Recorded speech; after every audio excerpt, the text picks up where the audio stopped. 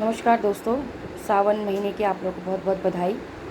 सावन के इस पावन पर्व पर मैं एक बहुत प्यारा गाना लेके आ रही हूँ आप लोग के बीच और उम्मीद करती हूँ कि आप लोगों को पसंद आएगा। तो प्लीज़ मेरे चैनल को लाइक, कमेंट्स और सब्सक्राइब जरूर कीजिएगा। जग का स्वामी है तू, अंतर्यामी है तू, मेरे जीवन की अनिमित कहानी है तू।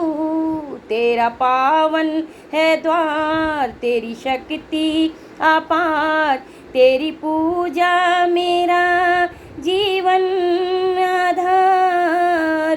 धूल तेरे चरणों की लेकर जीवन को साकार किया। हे शंभू बाबा मेरे भोलेनाथ, तीनों लोक में तू ही तू